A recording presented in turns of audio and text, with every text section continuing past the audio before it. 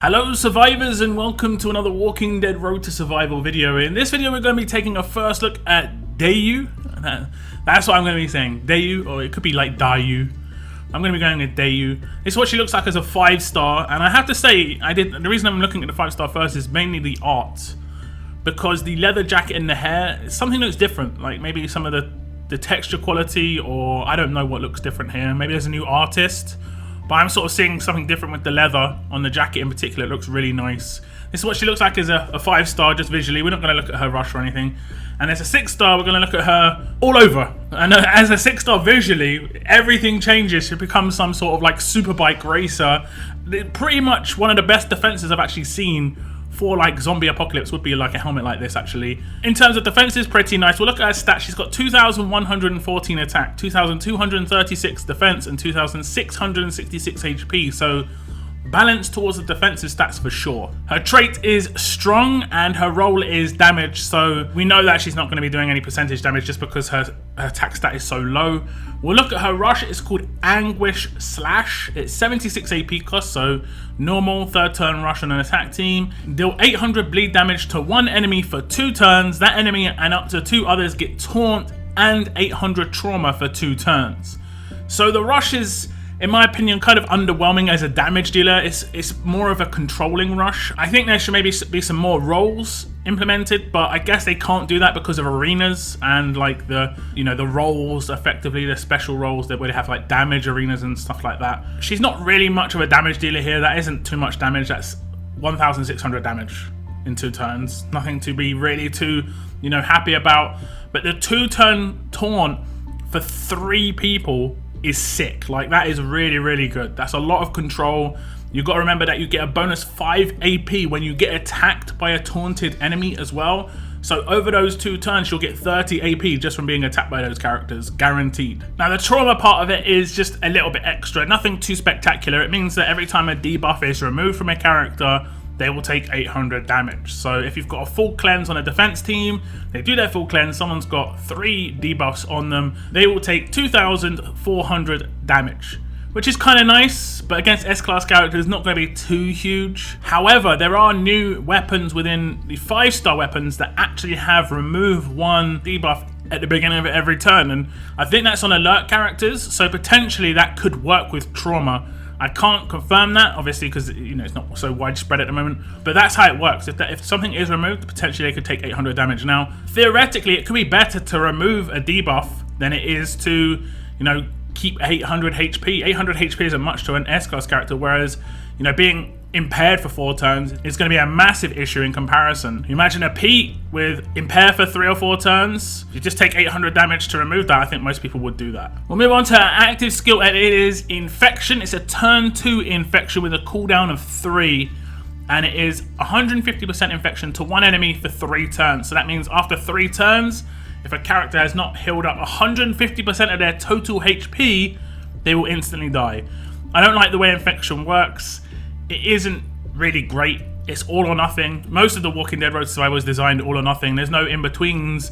It would have been better if it was damage based on how much you managed to heal up afterwards and so on and so forth, but it's the way it is. It's never going to change. Nothing ever changes in Road to Survival. Anything that's been put into the game, it rarely ever changes. They did do one set of changes once, but we haven't seen anything ever since. But that would make infection work better in my opinion. But I think maybe there'll be complaints because effectively some people would see it as a nerf, but it would actually just be like an actually skilled balance. We move on to the specialist skill. It's called Bloodthirst. It says whenever this character attacks a character suffering from bleeding, the damage of that bleeding effect is double. So that's Lacerator, because this is a dual specialist. The other part of it is if this character performs a critical hit on an enemy, that enemy gets crosshairs for 3 turns. That of course is Headhunter. It's exactly like Heng Yen, but this is a dual specialist. I would say, just on face value, as a 6-star, she's actually pretty good, but not with her rush. Like, I think if you picked up this character as a 6-star, she could be useful. Specialist skill just makes her really good. Lacerator's great. Crosshairs is great. The infection is okay. It's going to be a bit slow, but the really good thing about her as a character is because she's not going to need attack for her rush or her active skill, you can be getting like damage in and kills in even as a 6-star. And it's going to be a turn 5 guaranteed kill with the active skill, unless the heals come in, which generally speaking isn't going to happen at the moment because there just aren't enough healers in the game. Maybe there's going to be more healer S classes coming out in the future. So far there isn't any healer S classes from what I can recall. I mean, there is Pete, but he's not much of a healer. He's a reviver and he does bonus HP. His active does heals, but you can shut that down pretty quick with Priya. So as a 6-star, I would give her a thumbs up. She only requires 2,000 of her collectibles. So if she does come around into like the free-to-play, accessibility, it might be worth just picking her up as a side character. Could be, that nice last piece on a certain attack team, just as even as a 6-star because she can double bleeds, that sort of thing. She also has quite a lot of synergy because she'll work on Raulito and Wang Fa attack teams. So because she's a strong character, that both those lead skills, she'll work with both of those characters. So she's quite useful.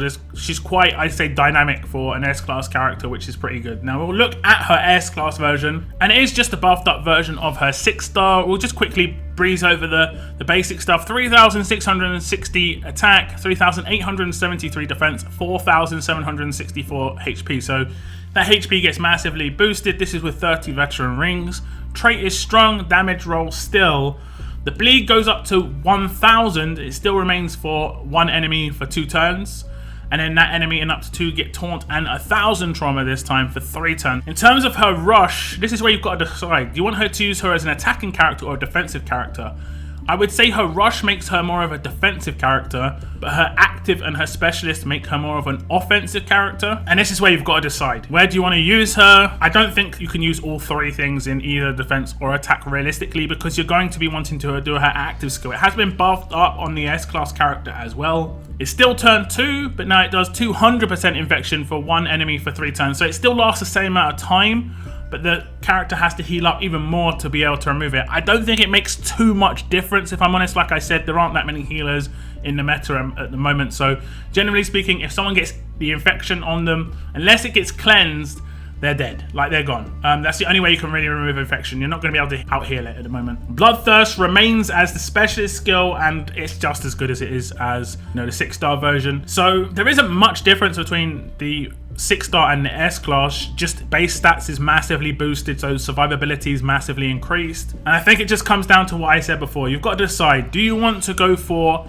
a character that's going to be used on attack, which would mainly be the specialist skill and the active skill, or do you want to go for a character that's mainly on defense, which would generally be the rush, because that's a 3-turn taunt for 3 characters is really strong. That's pretty much a lock. You're going to get your rush again, two attacks the turn, and it'll be 3 turn again. Remember, people can pick up 2 of Daiyu, so it could be, the new Priya effectively. Now she's going to get her rush quicker as well because of obviously, like I said before, you gain AP, so she's going to get AP just from taunting these characters. Really, really dangerous rush, and I can see her being extremely annoying on defense teams. Now she does not have an attached weapon in any of her forms.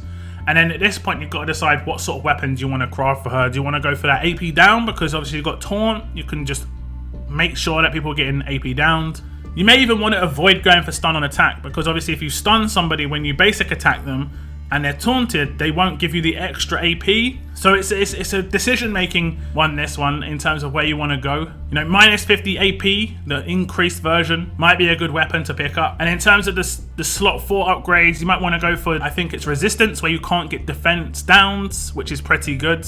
There are nice defensive options for Daiyu, and she does not need anything offensive. So I like her as an S-Class character, but she's not all-encompassing. She's like 2 separate characters, which can sometimes be good, but you've got to decide. When you're looking at this character, you can't just max out everything. If you max out her active skill and her rush, instantly she's not going to be as effective on a defense team. If you want her to just purely be a defense character, you've actually got to kind of ignore her active skill, which is going to be a big mess on an attack team, but it isn't that big a deal. That rush is dirty on a defense team, and I can see it being very, very frustrating. But that's the end of my video. Do tell me what you think about Daiyu or Daiyu. I think like just for a specialist skill alone, I'm probably going to try and pick up the 6-star. She looks cool. I think the art is really nice. But do give me your thoughts. Thank you very much for tuning in. And as always, keep on surviving, guys. Keep on surviving.